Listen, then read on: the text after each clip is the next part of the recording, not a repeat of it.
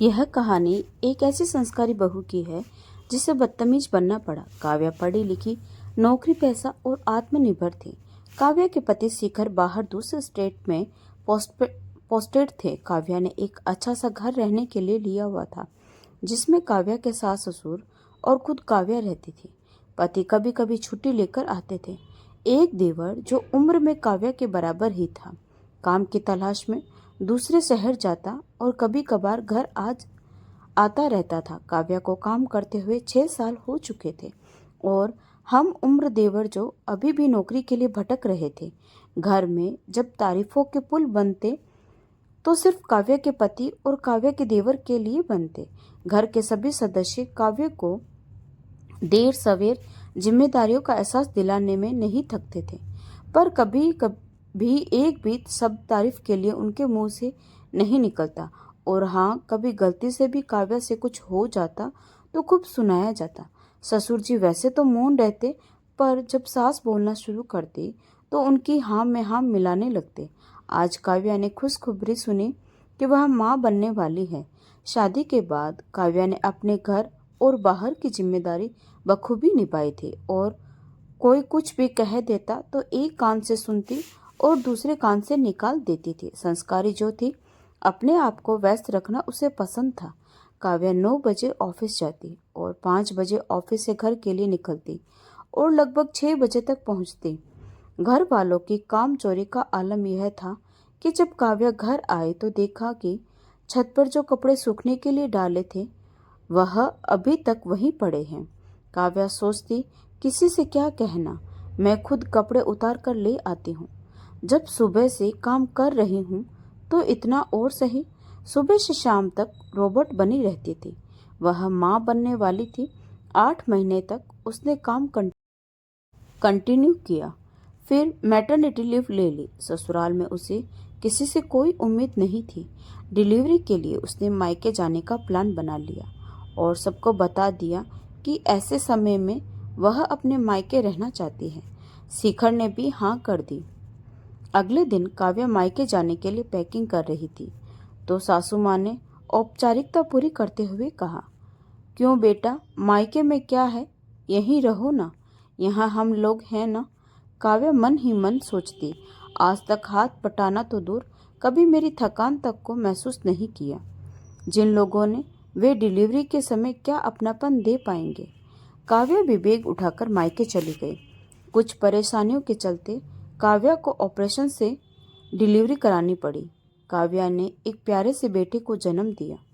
कुछ समय बाद काव्या वापस ससुराल पहुंच गई थी। काव्या के ऑपरेशन के घाव सूखे भी नहीं थे।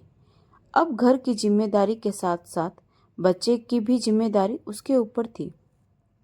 वह किसी से कुछ नहीं कहती, अपने काम में लगी रहती थी। अब उसने एक मेड हेल्प के लिए रख ली। कुछ दिन के लिए उसने ऑफिस ज्वाइन किया और फिर चाइल्ड केयर लीव ले ली। छुट्टियां खत्म होने चली थी। बेटा 1.5 साल का हो गया था। शिखर घर आने वाले थे।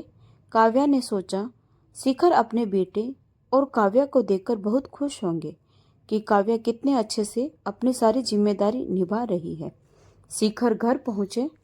आज काव्या के ऑफिस से घर पहुंचने से पहले ही सासू माँ किचन में पहुंचकर खाना बनाने लगी थी।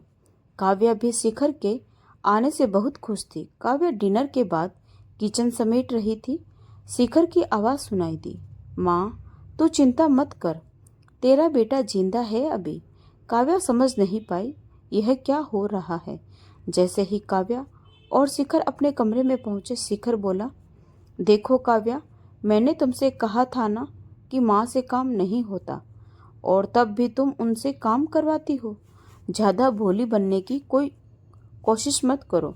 तुमने शादी में जो जेवर दिए थे वह माँ ने संभाल के रखे थे, वह भी तुमने मांग लिए। शिखर, मुझे शादी में जाना था इसलिए पहनने के लिए मांगे थे। पर काव्या, तुम्हारे मांगने का तरीका सही नहीं था। क्या तरीका शिखर? और तुम्हें जो महंगी साड़ियाँ गिफ्ट की थी हमने, वो तुमने अपने मायके पहुंचा दी। शिखर, वो तो दीदी आई हुई थी एक दिन के लिए, उन्हें अचानक किसी पार्टी में जाना पड़ा तो उन्होंने थोड़ी देर के लिए एक साड़ी मंगवाई थी। आप दोनों भाई भी तो एक दूसरे से कपड़े शेयर कर लेते हो, और तो और तुम बच्चों को भी उनसे दूर करने में लगी हो। बच्चे को डे केयर में भेजने की क्या जरूरत है शिखर? पर तुमने ही तो कहा था ना कि माँ पापा बच्चे नहीं संभाल पाएंगे। अच्छा, और जो तुम बिना पूछे कुछ भी खा लेती हो, उसका क्या बहाना है तुम्हारे पास? शिखर, तुम तो पढ़े लिखे हो ना। 1.5 साल का बच्चा है, दूध पीता है मेरा, और मुझे बहुत जल्दी भूख लग जाती है। और तुम खुद ऑफिस जाते हो, तुम्हें पता है कि जब काम का लोड ज़्यादा होता है तो लंच का टाइम भी नहीं मिलता, और घर आकर कुछ खा लिया तो क्या? वैसे तो मैं पहले सबको पूछती हूँ, उसके बाद ही कुछ खाती हूँ। मुझे कुछ नहीं सुना, यह ड्रामा बंद करो। तुम ऑफिस ऑफिस करती हो, घर की जिम्मेदारियाँ कौन निभाएगा? कुछ नहीं सुनना मुझे। अब ज़्यादा परेशानी है तो जॉब छोड़ दो तुम। अब काव्या सफाई देकर थक चुकी थी। काव्या तो शिखर के साथ कुछ अपनेपन के पल के आस लगाए बैठी थी। घर की, ऑफिस की और बच्चे की जिम्मेदारी निभाते निभाते सूख कर हड्डियों का ढांचा मत रह गई थी। काव्या ने सोचा था सबको खुश रखकर शिखर का दिल जीत लेगी। सबको खुश करने में उसकी अपनी खुशी का पता नहीं कहाँ लापता हो गई।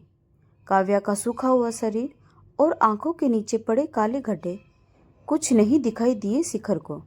काव्या अचेत सी खड़ी रह गई।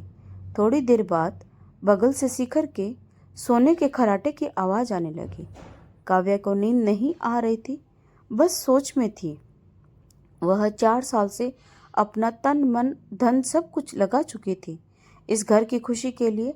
सब कुछ करने के बाद यह रिवॉर्ड। एक बार तो मन किया ऐसी जिंदगी से तो मर जाना अच्छा है। सोचते सोचते बच्चे की रोने की आवाज आई और काव्या बच्चे को दूध पिलाने लगी। मासूम से बच्चे को देखकर सोचने लगी, इसके लिए जीना है मुझे। और वह सो गई। अब तक की काव्या संस्कारी थी, पर अब जागी थी बदतमीजी काव्या। अगले दिन काव्या जागी और सीधे ऑफिस के लिए तैयार हो गई।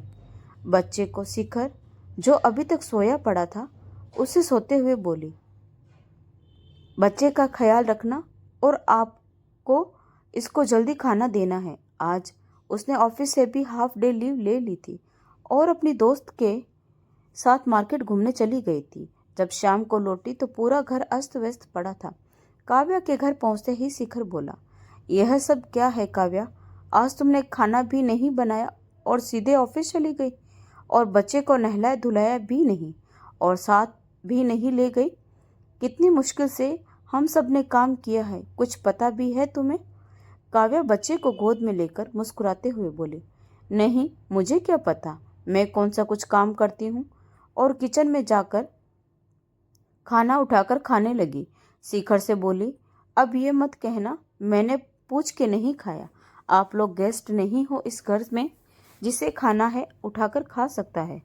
आज शिखर ने कहा, तुम बनाओगी और कौन बनाएगा? काव्या बच्चे को शिखर को पकड़ाते हुए बोली, तो आप इसे संभाले, मैं डिनर बना लूंगी। काव्या ने डिनर बनाया और डाइनिंग टेबल पर रख दिया और बोली, खाना रेडी है, मैं अब बच्चे को खिलाऊंगी और आप लोग अपनी अपनी प्लेट में परोसकर खा लीजिए। अब सास का ड्रामा शुरू हो गया। शिखर बेटा, लगता है बहू को हमारा यहाँ रहना रास नहीं आ रहा। कल सुबह की गाड़ी से हम दोनों गांव चले जाएंगे। शिखर ने तुरंत काव्या से बोला, देखो तुम्हारी वजह से आज माँ पापा गांव जाने को बोल रहे हैं। काव्या बोली, जिसे परेशानी है वह जा सकता है, और जब एहसास हो कि काव्या क्या है तो वापस भी आ सकते हैं। मैं अपनी जिम्मेदारियों से भागने वाली लड़की नहीं हूँ, परंतु मेरी भी एक शर्त है कि मेरी लाइफ का रिमोट कंट्रोल अब मेरे हाथ में रहेगा। इतना कहना था, बस अब तो यह जुबान भी चलाने लगी। बेटा, हम तो जा रहे हैं कल। काव्या भी अपने कमरे में गई और शादी के जेवर और साड़ियाँ शिखर के सामने फेंकते हुए बोली, जब मेरा पति मेरा अपना नहीं तो यह सब कूड़ा है मेरे लिए। और हाँ, जब छोड़ने की बात कर रहे थे ना, तो मुझे लगता है कि आपको छोड़ देना चाहिए, क्योंकि मुझसे अच्छा ख्याल आप रखोगे अपने पेरेंट्स का। क्यों, आपका क्या कहना है शिखर? शिखर चुप था। अगले दिन शिखर के माँ बाप गांव चले गए। दिन यूं बीत गए और अब शिखर की छुट्टियां भी खत्म हो चुकी थी। कुछ महीने बाद सास का फोन आया। शिखर बेटा, गांव में तो कोई फैसिलिटी नहीं है, वहां तो आराम ही आराम है, तो बहू को मना ले। हम जब से यहाँ आए हैं परेशान ही है, पर उससे यह मत कहना कि हम यहाँ परेशान हैं। अब शिखर ने बात की काव्या से। वो माँ और पापा यहाँ आने को बोल रहे हैं। पोते के बगैर मन नहीं लग रहा है उनका। काव्या मुस्कुराई और बोली, मैंने कहा था ना शिखर जी, उनका घर है, वह कभी भी आ सकते हैं, मुझे पूछने की कोई ज़रूरत नहीं। पर मेरी शर्त याद है ना? सास ससुर अब वापस आ चुके थे। उनकी आंखें जैसे बोल रही थी, अपना स्टैंड खुद ही लेना पड़ता है। अब काव्या ने सबको उनकी समर्थ अनुसार काम भी सौंप दिए थे। काव्या सारी जिम्मेदारी फिर से निभाने लगी थी, पर अकेले नहीं। अब उसने सबकी मदद लेना भी शुरू कर दिया था, क्योंकि थोड़ा सा बदतमीज हो गई थी वो। दोस्तों, इस संसार में स्वाभिमान से बढ़कर कोई चीज नहीं है।